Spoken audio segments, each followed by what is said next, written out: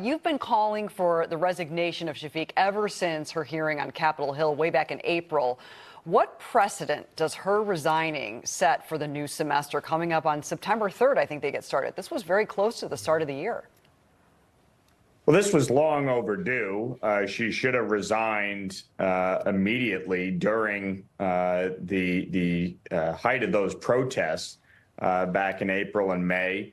I had gone to Columbia University with Speaker Johnson and demanded her resignation on the steps of the university after meeting with her and in speaking directly to those students that were engaged in an abomination, engaged in anti-Semitic protests, making it unsafe for Jewish students on the campus. As we said to her at the time, your number one responsibility is to ensure the safety and well-being of those students. And she failed in that responsibility. So this resignation was long overdue. But I think one of the things that has been extremely frustrating throughout this entire situation across the country has been the failure of Chuck Schumer to act. The Senate Majority Leader from New York, the highest ranking Jewish official in American history, has been sitting on my bill, the Antisemitism Awareness Act, for months. This bill passed overwhelmingly, 320 to 91 in the House. It would have over 75 votes in the Senate.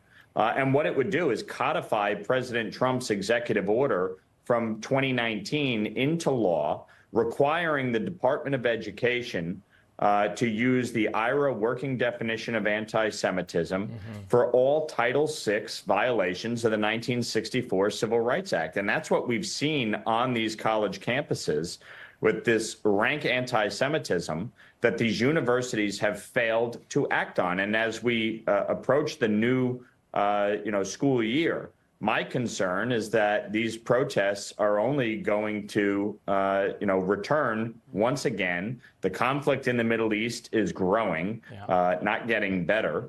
And so my concern is you're going to see these anti-Semitic protests again, and these universities have done nothing to prepare for it. And to your point, the protest groups, they do plan to return in full force. NPR writing this article, talking to a Columbia University junior who's arrested twice for protesting.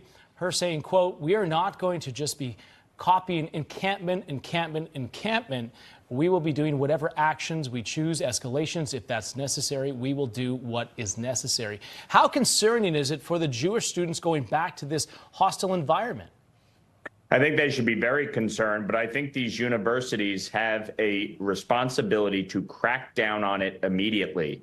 And any university that fails to enforce the law and fails to ensure the safety and well-being of these students should be held accountable, including losing federal dollars. And so Speaker Johnson has, opened a multi-committee investigation into these anti-Semitic protests. And my hope is that serious legislation is passed holding these colleges and universities accountable, starting with the Antisemitism Awareness Act through the Senate. We'll see if Schumer does something about that. Congressman Mike Lawler, thank you so much for coming on here and shedding some light on this issue. Thank you.